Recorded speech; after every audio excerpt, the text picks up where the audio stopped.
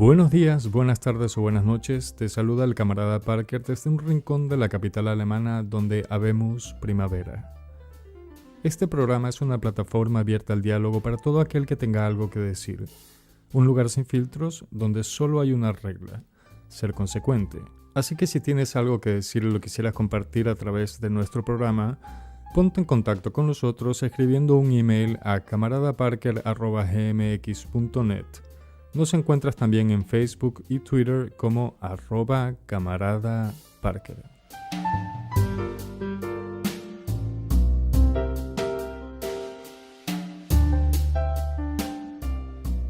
Berlín, mi jardín de infantes para adultos. Ahora que empezó la primavera, sé que te pondrás más coqueta que de costumbre. Y lo mejor de todo es que se lo contagias a tus habitantes. Y nadie rechaza tu avance fresco. O al menos eso creo yo. Lo conversaré con nuestra invitada de hoy, Diana Plaza Ortiz, escritora, arquitecta y apasionada de la fotografía. Diana, bienvenida. Gracias por la invitación. Siéntate como en casa. Empezamos. Diana, llévanos a Madrid 1981. Bueno, pues yo nací y crecí en un barrio de Madrid que es de estos barrios que se desarrollaron en la mitad del siglo XX, sobre todo a partir de la migración de la población rural a las ciudades. Entonces era un barrio que parecía un poco un pueblo, ¿no? Porque la gente que venía de los pueblos y también, tiene ese origen, ¿no? Entonces, bueno, yo soy una chica de barrio en ese sentido. ¿Cómo se llama el barrio? Es el barrio Hortaleza, en Madrid. Hortaleza. Uh-huh. Ok. ¿Hasta qué edad te quedaste en Madrid? Bueno, yo he vivido toda mi vida en Madrid, menos un año que viví en París y después hasta que me mudé a Berlín hace ya 7 años. Y llegaremos a eso. Pero antes, eres arquitecta. Uh-huh. ¿Qué te llevó a decidirte por la arquitectura?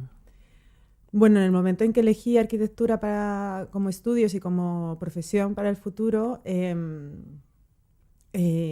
yo era una persona que me interesaban muchas cosas, ¿no? Arquitectura para mí representaba en ese momento la unión de esa parte más técnica, más científica, científica en cuanto a lo técnico, con la parte creativa, la parte del arte, etc. Entonces, para mí era como una buena opción a la que dedicarme, en ese sentido, porque yo soy una persona que tiene como esa ambivalencia. ¿Y estudiar arquitectura fue por influencia de alguien o fue algo personal? Fue algo personal. Realmente yo no vengo de una familia de arquitectos. En ese momento veía como que esa opción se adecuaba a mis intereses, pero no fue algo que vino de fuera ni incluso vocacional de toda la vida. Fue algo más en ese momento y a partir de ese momento desarrollar esa faceta mía de arquitecta. ¿Cómo ves a Berlín desde los ojos de una arquitecta? Bueno, Berlín es una ciudad muy heterogénea desde el punto de vista de la arquitectura, que diría que se traduce también en su sociedad. Al final, la arquitectura de una ciudad y el urbanismo, porque la arquitectura también incluye el urbanismo, influye definitivamente en el carácter de la gente que vive ahí. Es muy interesante porque Berlín, por el tema histórico, ¿no? de haber sufrido una guerra, haber sido destruida parcialmente, y después toda la parte de la construcción del muro, que supone una frontera, que a nivel urbano y arquitectónico es muy interesante también. Entonces, eso también ha dado lugar a que Berlín tenga edificios dentro de la arquitectura del siglo XX muy importantes y bueno, que sin duda merece la pena conocer, ¿no? Y muy feos también, ¿no? Bueno, eso para la gente, para la audiencia que nunca ha estado en Berlín, por el muro hubo parte soviética y hubo parte de aliados, y la parte soviética lógicamente tenía edificios poco vistosos. Es un poco más profundo el tema. Únicamente les estoy diciendo que esa era una de las diferencias entre vivir en el este y el oeste, y se nota incluso hoy en día, porque ves esos edificios que eran del oeste, de la parte soviética, que parecen hechos como legos, porque se ponían uno encima de otro. ¿Entiendes tú más del tema que yo? Ujú. ¿O me vas a decir que te gustan también? Son históricos, sí, pero no me vas a decir que te gustan. Bueno, yo creo que el gusto es una cosa, juzgar las cosas por lo que te gusta o no, que todos lo tenemos. Después hay una forma diferente, que no es el gusto, que es apreciar las cosas por su interés, ¿no? Ese tipo de edificios nos dicen mucho de un pensamiento político, de un pensamiento social. Entonces, a mí me parecen muy interesantes. Berlín no sería Berlín si no tuviese esa faceta también, ¿no? Por supuesto, a eso me refería. Estaba hablando únicamente de la parte superficial Ya. estética. No estaba hablando, por eso lo dije antes, que Ujú. históricamente tienen un motivo esos edificios. Únicamente estaba hablando como arquitecta. Bonitos no son los pisos, Ya. tienen historia, que es otra cosa. Ujú. No vamos ni siquiera a discutir eso ahí, porque no te me pongas filosófica con... Ya. Pueden ser bonitos por la historia que tengan, pero arquitectónicamente hablando y estéticamente no son bonitos. O quién sabe, tal vez a ti te gusten. No voy a entrar en discusiones. Sí, bueno, yo creo que más que bonitos o no es lo interesante o lo que te dice de diferentes cosas, ¿no? O sea, para mí arquitectónicamente yo no puedo juzgar las cosas por cómo me guste o no me guste, sino como está hablando de un sistema, está hablando de, de un pensamiento, está hablando de un tipo de sociedad en la que se quiere vivir, ¿no? Es decir, que si tú quieres plantear una sociedad que viva pues muy apegada a la naturaleza, diseñarás de una manera que si quieres vivir en una sociedad que habla de la productividad, que habla del sistema, etcétera, ¿no? Entonces, claro, yo cuando veo un edificio o cuando veo un sistema urbano veo ese tipo de cosas, no me limito solo al gusto, o no tengo mi gusto personal, está claro, todos lo tenemos, pero sin duda es muy interesante. Es que... Bueno, ya lo escucharon, querida audiencia. A Diana tampoco le gustan esos edificios. No, entiendo a lo que te refieres. Una vez más, lo decía desde el punto de vista Sí. estético. Uh-huh. Para la audiencia también, si no han tenido la oportunidad, infórmense un poco sobre la historia de Berlín. De verdad es muy, pero muy interesante y es un drama también enorme del mundo moderno. Increíble lo que pasó a esta ciudad, la pobre. Mm. Seguimos, ya que no llegamos a un acuerdo en cuanto a... No, pero eso es lo bueno de estar aquí. No estamos aquí para Por supuesto. convencernos. Estamos para dar nuestros argumentos, pero no para convencernos. Podemos diferir, Diana. Bueno, seguimos. Listo. Eso en cuanto al tema de arquitectura. Hablemos ahora de tu parte literaria, escritora. ¿Cuándo y cómo nace en ti esa afición por las letras? Bueno, primero yo creo que la parte de escritura nace desde la lectura. O sea, yo siempre, desde niña, he sido muy lectora. Vamos, es muy típica la imagen yo de niña leyendo en la habitación y que no molestar ni a mis padres ni a nadie, ¿no? Y creo que la escritura viene de esa parte lectora. Yo siempre, desde la infancia, yo creo que he escrito. De hecho, tengo como esos recuerdos. Sí que es cierto que con la parte, cuando estudié arquitectura, me absorbió muchísimo el tema de los estudios y aparte me introduje mucho en el lenguaje visual de la arquitectura. Ahí paré de escribir durante un tiempo, pero la escritura siempre ha venido conmigo. O sea, de alguna manera siempre la he llevado inherente a mis actividades o a las cosas que me interesaban. O sea que ya desde niña empezaste a escribir también. Sí, sí, sí. De hecho, tengo un recuerdo. Recuerdo como mi primera historia, escribirla como, esto lo he pensado más adelante, ¿no? Pero escribirla como en folios, en A4, doblados, y más adelante, ahora, ya que soy adulta, me doy cuenta de que para mí estaba escribiendo un libro en el sentido de que estaba emulando el formato de un libro, ¿no? Este formato pequeño, etcétera. Tengo como ese recuerdo. Entonces sí, siempre he escrito, ha habido veces, perdón, con más intensidad. Otras, como te decía, lo he dejado durante un tiempo, pero es algo como que siempre ha venido conmigo. Es la escritura y la lectura. ¿Y tienes todavía algo de eso que escribiste, esas hojas o folios, Yo me imagino que estará por ahí. Todavía no lo he buscado, en pero casa de tus padres? seguramente. Ay, sería una maravilla encontrarlos, ¿no? Sí, tengo que hacer algún día esa labor arqueológica buscarme a mí misma de tus propios pequeña. tesoros. Exacto. Y si lo haces, avisa, ¿eh? Por supuesto. Hacemos una nota sobre eso. Podría ser hasta una película, quién sabe. Entonces, empiezas a escribir desde niña, cosas para ti. Pero ¿cuándo te decides a empezar a compartir ya de adulta tus escritos? Bueno, yo creo que al final cuando uno escribe tiene una necesidad de comunicar. O sea, escribir para mí por lo menos nace de la necesidad de comunicar pues, ciertos puntos de vista, ciertas historias, etc. Yo hace tiempo tuve un blog, así como un ensayo, hace bastantes años, donde compartía cosas que me interesaban, que me inquietaban, etc. Pero bueno, lo acabé, o sea, esa fase terminó y lo acabé retirando, ¿no? Y sí que es cierto que desde hace como 4 años, a partir de 2015, decidí que para mí era algo que realmente tenía que hacer, era una necesidad que ya llevaba arrastrando desde hace mucho tiempo y era el momento ya de empezar a mostrarlo de manera más profesional, ¿no? ¿Y por qué el 2015? Si me lo permites. Me acuerdo que fue 2015 porque siempre en todas las acciones siempre hay como un punto.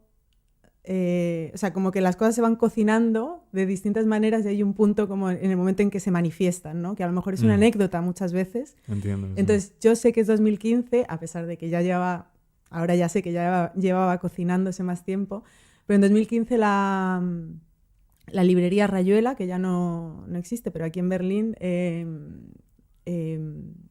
convocó un concurso de microrrelatos. Y yo me acuerdo que lo escribí así como lo vi y lo escribí como en la cocina mientras estaba desayunando. Dije, esto, ¿no? Creo que eran como menos de 200 palabras o algo así, ya no recuerdo. Y bueno, fue ganador, ¿no? Obtuvo un premio y fue como para mí un poco era un concurso muy a pequeña escala, ¿no? Dentro de Berlín, pero para mí fue un poco el detonante de esa cosa que se llevaba cocinando ya tiempo de que quiero mostrar lo que quiero escribir, quiero ir avanzando en ese sentido, ¿no? Entonces, ¿quiere decir que la primera vez que te decides a compartir un escrito tuyo, un microrrelato en este caso, ganas un concurso? Bueno, eso fue hace poco. Yo realmente, como te estaba hablando de mi niñez y de la escritura que siempre ha venido conmigo, ya me había presentado algún concurso literario pues cuando era adolescente, ¿no? En el instituto, etc. Yo en ese momento escribía poemas que, Dios mío, el día que recurra a ellos me moriré de la vergüenza. O de diabetes, de lo cursi que son. O algo así, pero yo también recuerdo de haber ganado algún concurso literario, pero en el instituto también muy pequeña escala, etc. Es decir, como que la escritura de alguna manera siempre ha sido un recurrente para mí en toda mi vida, en ese sentido, ¿no? O sea que siempre hubo esa intención de compartir. Porque hay gente que escribe y se lo queda para sí mismo y es legítimo también. Por supuesto. No, para mí la verdad es que la escritura tiene algo de comunicar, o sea, de comunicar, y para eso tiene que haber un interlocutor. Claro. Muy bien. Diana, hoy nos traes algo que es lo más reciente que has hecho, que se llama Fractura Transversal. Cuéntanos un poco de ello. Bueno, Fractura Transversal es un proyecto literario que estoy publicando en internet ahora mismo. Nace a raíz de un viaje que he realizado por varios países de Sudamérica y es una colección de crónicas, de reflexiones, de episodios de ficción y de imágenes que he ido escribiendo y fotografiando a raíz de este viaje. Y el combinar letras con gráficos, en este caso tus fotos, ¿de dónde sale la idea? ¿Por qué lo haces? Bueno, Fractura Transversal es una colección de historias, en definitiva, tanto historias como escritas como visuales. Para mí la introducción de la fotografía en este proyecto es una manera paralela de contar historias. Yo también vengo del campo de la comunicación visual, ¿no? Por mis estudios de arquitectura. Entonces, para mí formar el lenguaje visual y el escrito son dos formas de expresarme y de comunicar las cosas que quiero contar. Ok. No, lo pregunto también porque hay ciertas personas que prefieren no meter nada de gráfico para dejar justamente que la imaginación asuma todos los roles. Sí, la verdad es que yo también, en el sentido de que las imágenes y las historias no están relacionadas directamente. Es decir, ninguna de las imágenes que acompaña a la historia está dando la imagen, o sea, no está proporcionando ninguna de las imágenes que se cuentan en la historia. Lo que quiero decir es que para mí la literatura tiene que tener sus propias imágenes, es decir, escribes y recreas a la situación, recreas el paisaje o bueno, lo que conlleve en ese momento, introduces al lector en ese universo que está contando esa historia. Poner una fotografía o acompañarlo de una fotografía que ilustre lo mismo que estás contando, para mí no tiene sentido porque sería redundante. Para mí es una forma, o sea, cada fotografía que acompaña a cada escrito es una forma de enfatizar una sensación o una emoción que tanto la historia como la fotografía proporcionan, pero no de una manera directamente relacionada. Ambas cosas son tuyas. Es tu fotografía y son tus escritos. Todo lo que hay en Fractura Transversal, absolutamente todo, viene de mi propia producción. Listo. Con esto llegamos a la pausa musical. En el segundo segmento retomaremos el tema de Fractura Transversal. A la audiencia los dejamos con el tema The Deal de Among Suspects. Disfruten.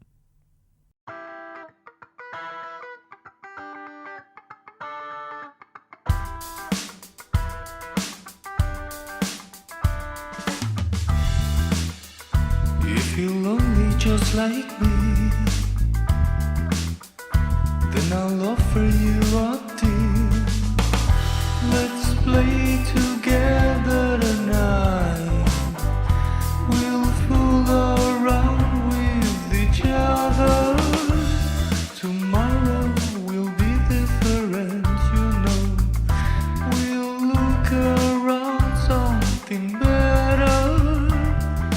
Don't be afraid.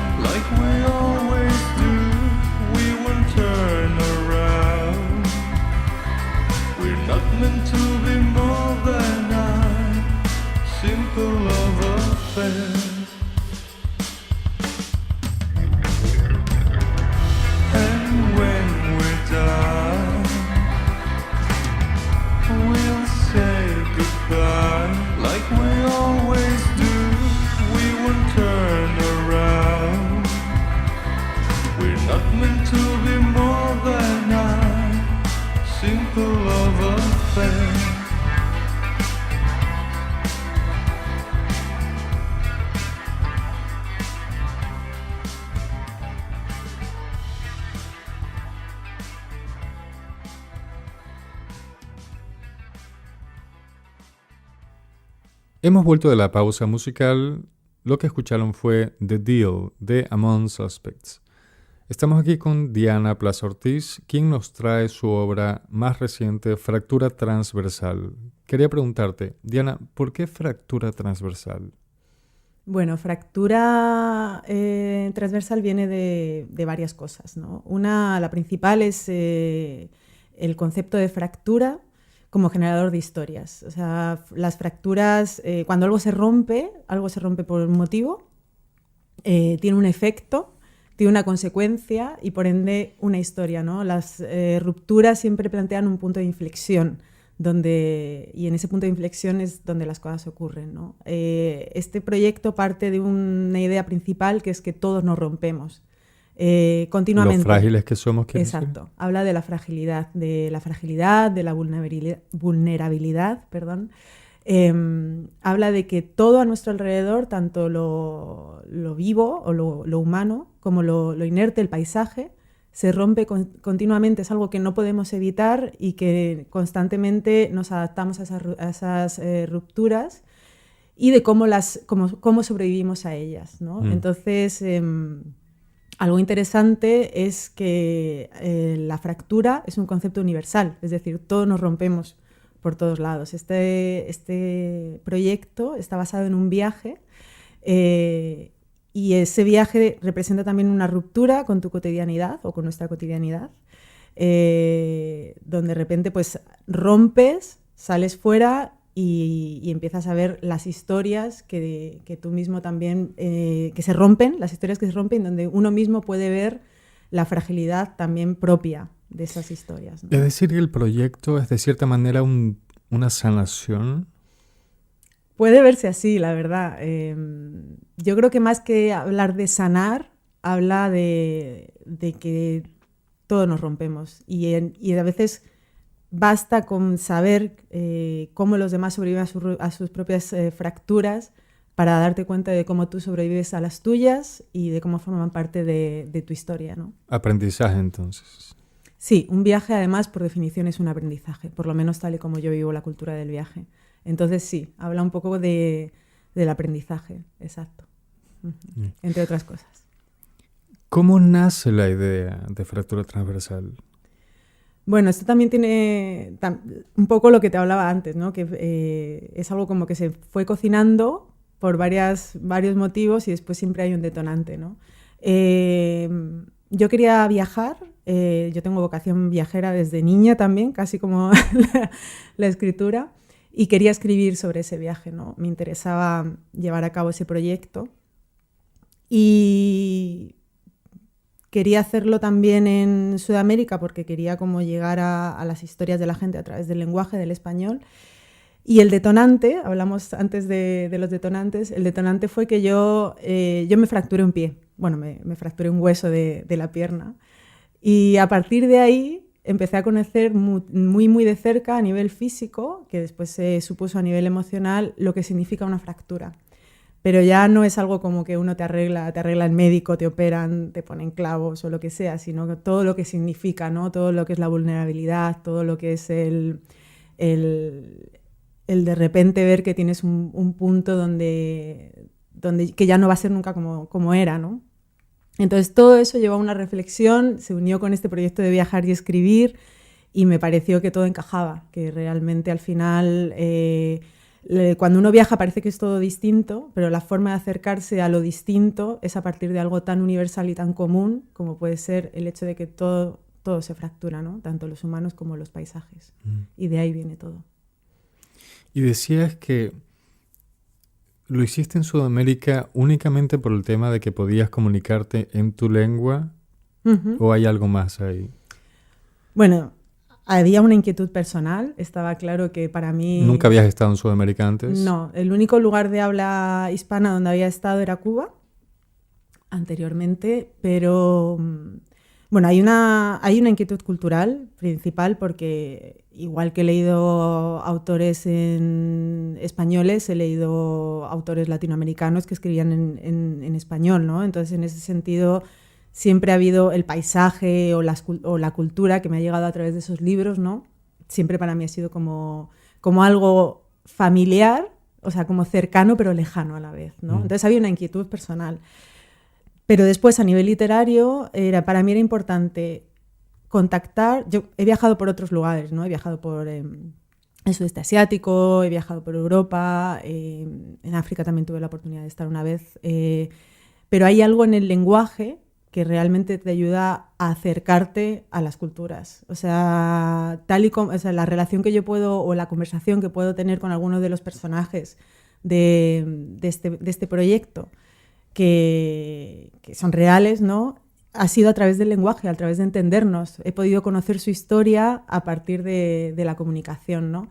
Entonces, había esa inquietud personal, había el utilizar el español como manera de acercarme a los personajes de las historias que quería contar.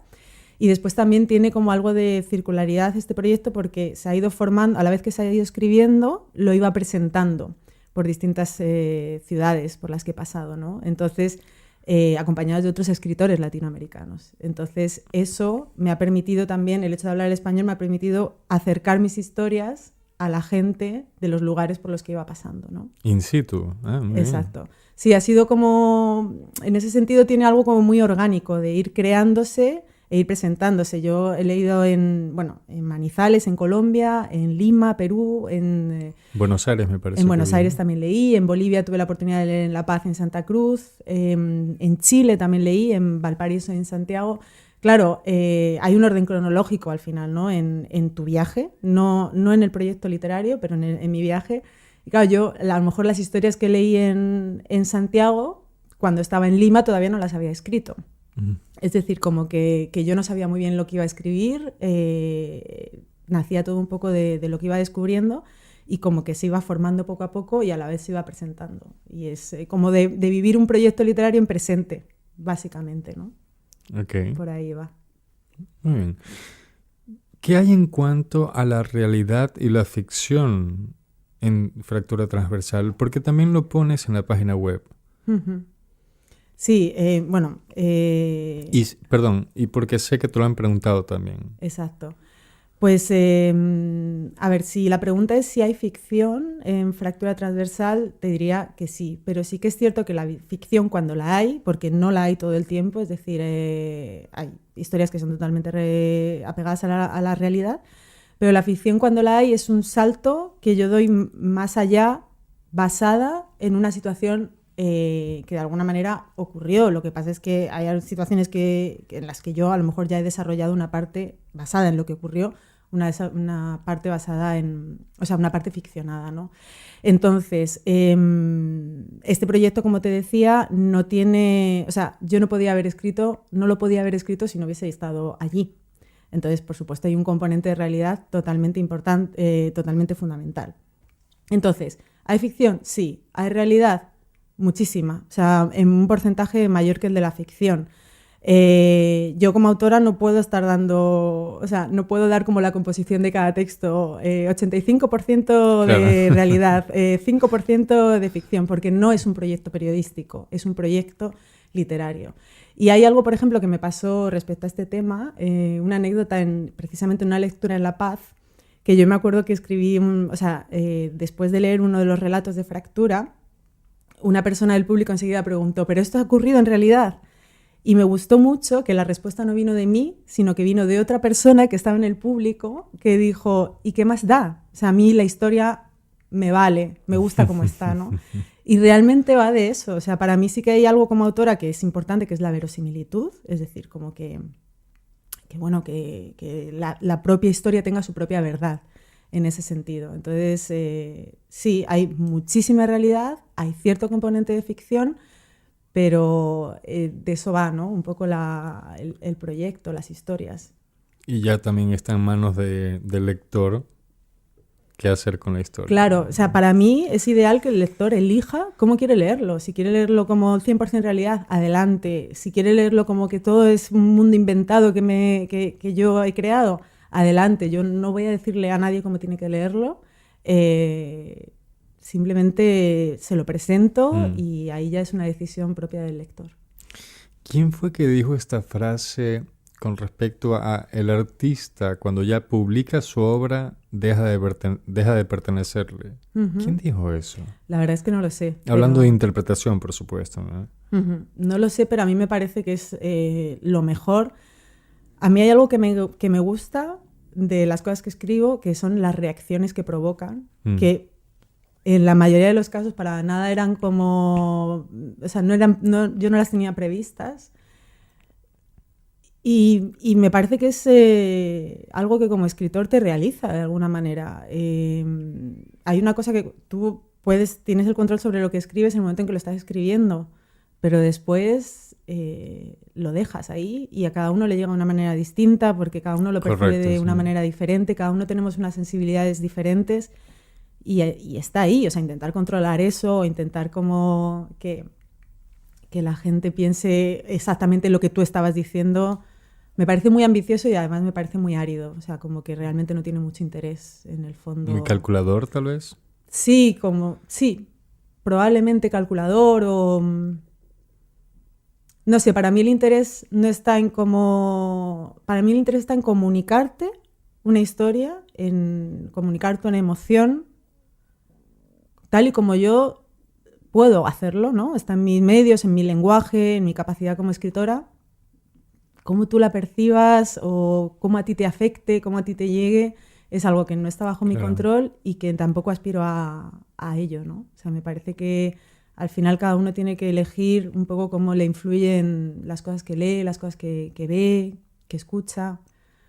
Es un poco, afortunadamente, la libertad que tenemos de disfrutar las manifestaciones artísticas a las que tenemos acceso, ¿no? Muy, muy de acuerdo contigo. Diana, estamos llegando al final del podcast, pero antes de terminar quería preguntarte, ¿Fractura Transversal lo veremos como libro o se quedará en internet?